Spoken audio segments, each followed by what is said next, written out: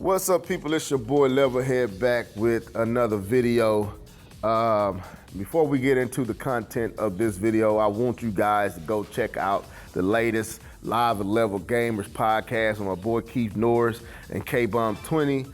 Also in their absence, D2K and Jedi Knight. Yeah, go check that out. We had some good stuff going on over there. That's episode 91. Now, one of the conversations we had on there was about graphics.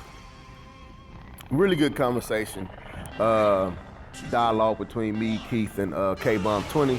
But I want to go back there, not because of the conversation we had, but because of a video that I just watched, a review of the Switch.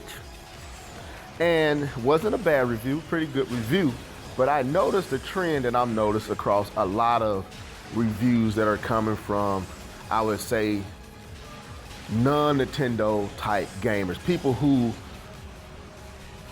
are not Nintendo, don't typically buy Nintendo hardware, and people who are not what I would call neutral gamers, meaning they play all the platforms, they do it all. Like the Switch is intriguing and it's causing a lot of people to buy one, no differently than the Wii was. While they typically wouldn't buy a Nintendo platform, the Switch has so much popularity going on and so much hype that it has forced them to buy one because, you know, of course, when you're like that, you can't be left out of the commotion. So the Switch is doing that and they are buying these Switches. But, you know, of course, when they do their review, they got to remind you that the Switch can't do what the PlayStation 4 and the Xbox One could do. And like I said, the review wasn't bad. It was actually a good review, but I noticed every other stanza, every few bars of words, they will bring you back to the fact that while being good, it can't do what the PlayStation 4 and Xbox One could do. Oh, that is nice, but it can't do what the Xbox One and PlayStation 4 could do. Oh, that's great, but it can't get you the games that the Xbox One and PlayStation 4 can get you. And I was like, at first I was like, okay. I was listening as if he was talking to me, and I was like, oh, well, we all know this. Most folks who, and then I was like, well, no, that's not true. Most people that's listening to this video might not know that reality. But you have said it enough that they know it now, so why continue to say it? So I sat back and I thought about it. And I came to this conclusion why these type of reviewers are doing that is because you will not get that. You will not come to that conclusion. Casually minded gamers will not come to that realization just by looking at what's being offered on the platform.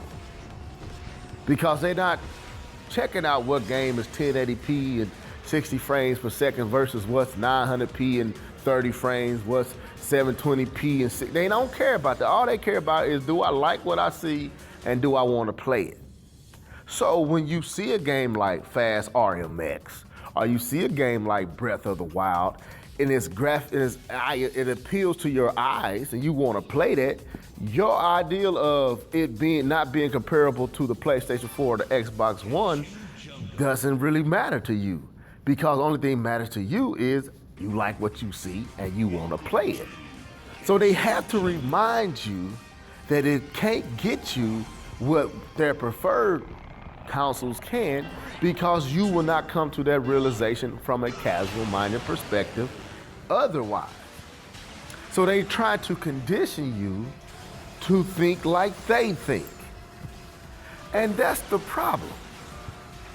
And it kind of goes back to a conversation that we had in the podcast last night.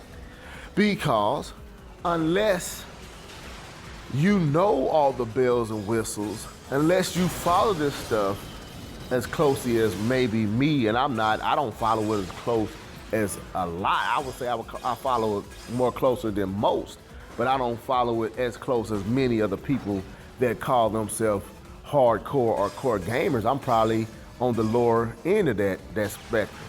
I do follow it. I do understand 1080p and 720p and 900p and 30 frames per second versus 60 frames per second and 4K and and even going beyond 60 frames per second. I understand all that stuff. I understand what this can do and what that can do in the physics, and how they can do texture mapping and bump mapping and all that stuff, and the gigaflops, and I understand it. Even in a novice position, I understand why that is important for some who are what you call hardcore into those graphics. Like my boy K-Mama say, I'm a graphics whore, and I've heard many other people say this. I like graphics, but I'm not a graphics whore, but I don't want an ugly looking game. So my point is, you gotta keep saying that, because that's not gonna be an issue out the gate for people when you see these games. Like, okay, prime example. The guy said this is basically the Wii U, where you can take it anywhere you want to go. He put the Wii U and the gamepad up on the table, and he put the Switch beside it and said, basically, this is what you're getting in this form now. Now, that's not technically true, because the Switch is different architecture, is using a whole different graphics card. NVIDIA is not PowerPC, it's an ARM and NVIDIA X1 and all that stuff. So it's totally different architecture, and it's more powerful, a lot more powerful than what the Wii U can get you. But that's what he compared it to. He said it's basically the Wii U all over again. But the thing is, even if it was the Wii U all over again, that will only be bad to those who keep up with this stuff in a way that they can understand why in their preference that would be a bad thing. But for those who don't keep up with this, they didn't have a problem with the Wii. When you could noticeably tell the difference between what was being offered on the 360 versus what was being in the PlayStation 4 versus what was being offered on the Wii. But you guess what? It did not matter, because what was there was what they wanted to play. They wanted to play Wii Sports. They wanted to play Mario Galaxy. And guess what? Mario Galaxy still looked pleasing and very good to the eyes. But even that has been washed away with the Wii U, because you cannot tell me that a game that you played on the Wii U looked drastically worse than what was on an Xbox One and a PlayStation 4. You cannot make that same argument anymore. Yes, you would have to put everything side by side and slow it up, the action, to point out just how different this game is to that game. And you're not going to be pointing out stuff that is noticeable in active gameplay. Well, some games you might notice it, but other games you will not.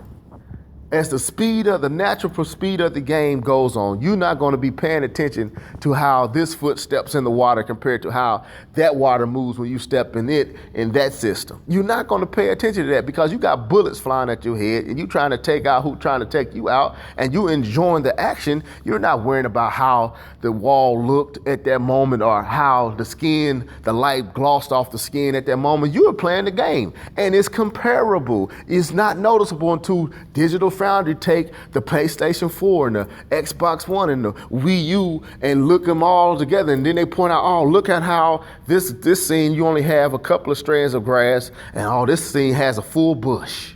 Oh, and this scene, look how the physics blows the bush. You're not paying attention to that in the normal speed of the game, so it don't matter. But if I don't tell you that, and you're playing a Switch, you will not, and you're casual, it won't matter to you. So they gotta keep reminding you. And that's the problem. We're at a point that you got to be reminded that this is not capable of that, because what you're seeing is appealing to the eye. When you see Breath of the Wild, if you like how Breath of the Wild look, and you can't tell me it don't look good, because I own all these platforms. I own the Wii U. I own the PlayStation 4. I own the Xbox One. And I'm gonna tell you right now, yes, the PlayStation 4 is the best far as power of all four of those platforms. It's the best. When you put in a game like Uncharted 4, when you put in a game like Horizon Zero Dawn, those are the best looking games as far as hardware go. But let me say something to you. When I put in Rise of the Tomb Raider, I don't feel like I'm getting something lesser than Uncharted 4, even though Uncharted 4 is technically better and more graphically intense than Rise of the Tomb Raider. And guess what? When I put in Bayonetta 2, I don't feel like I'm being robbed from Rise of the Tomb Raider. They're all good-looking games. They're all comparable. They all feel like I'm playing modern gaming.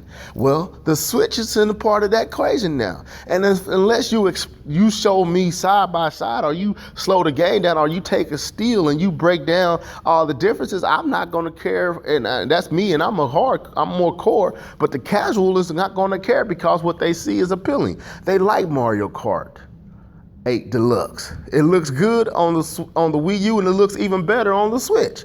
But it don't matter to them because it looks good and they want to play it. So the graphics, we're at a point where the graphics is not the end all anymore. And it ain't as easy to detect the differences when you look at Call of Duty across the board, or you look at the most graphical game on the Pro or 4K. It don't matter no more. Unless you just want to have the latest and the greatest, it ain't as urgent to get the stuff. It ain't no urgency to get the Pro because you're not getting a lesser experience on the PlayStation 4 original. It ain't no rush the Scorpio is not out yet. It ain't no rush to get the Scorpio because you're not getting you're getting a lesser experience in one aspect: visual fidelity. And like I said, if that's your biggest gripe, you will own a PC. But a lot of you guys don't. So you can't be arguing about how graphically intense one is as far as particle effects. Because if you play Breath of the Wild, it's going to be aspects in the game that you're going to be like, I can't believe that's actually in this game. Like when you go into a shrine and you beat the shrine, and you go and you touch the hologram or whatever it is, and you talk to one of the monks, and that thing dispersed into all these, that you can't tell me that don't look good. But that's on the Switch. And it looks just as good as stuff I've seen on the Xbox One and PlayStation 4. Is it better? Can I point to games that's clearly more graphical intense on the PlayStation? Yes. And the Xbox? Yes. But is it a big enough difference that make me be like, oh, the Switch is garbage? No. And that's the problem. And that's why they got to keep telling you it can't do, because you're not going to come to that conclusion as a casual-minded gamer just by looking at what you're getting. It don't matter to these folks. A lot of these folks don't have 4K TVs. A lot of them, many of them probably do, but most of them don't. Some of them probably still rocking with their 720p TV, and they probably don't have this. They don't care. I'm seeing a lot of YouTubers don't even have these TVs, and they got Switches and PlayStation 4s and all that hooked up to it, and they got TVs that ain't about nothing. Because it don't matter. But so we got a lot of loud people speaking for the majority when they're not the majority, they're in the minority. That's why the PlayStation 2, no matter what the Xbox OG and GameCube did, still outsold everything because people didn't care about the graphics. It was about what they was getting on that system and how they liked the system. That's why the Wii sold, despite being standard definition amongst two HD-based platforms, still sold over 100+ million. The Wii U failed not because of what you saw on the screen, but because of it wasn't the games that people wanted wasn't there. It had nothing to do with the visual fidelity. We got to stop with this whole graphic nonsense and try to act like because it's not as powerful, it's not relevant. Power ain't what makes a thing relevant anymore. Yes, when you went from the Super NES to the N64, power was the relevant thing. When you went from the N64 to the GameCube, or the PlayStation 1 to the PlayStation 2, PlayStation 2 to PlayStation 3, Xbox to Xbox 360, that mattered. All that was shot down. 8th generation debunked all that because a lot of them games just didn't look like a great departure from what was offered in 7th gen. That's been debunked. You got to come with a whole different thing now. You can't just be like, oh, this is more graphically intense and show me some more pores. Oh, you see how on this game you can see 1 pore and on this game you can see 8? No, that ain't gonna do it, bruh, because the character model still looks about the same. So when it's moving in regular speed of motion, I'm not gonna see all the pores. I'm not gonna see how great the light is in most cases. So it ain't gonna matter. So anyway, I've been rambling on. Just want y'all thoughts on that. If it's that important, even the casual mind will see it out the gate. And if the casual minded gamer is not noticing it, then it must not be that important and it must not be that big of a deal. But anyway, with that being said, this is your boy. Make sure you go back and check out that episode 91 of the Live Level Gamers podcast. And stay tuned. Hopefully we would jump on this Sunday with Jedi Knight, because been missing him the last 2 Sundays. And till then, folks, this is your boy Level signing out. Deuces.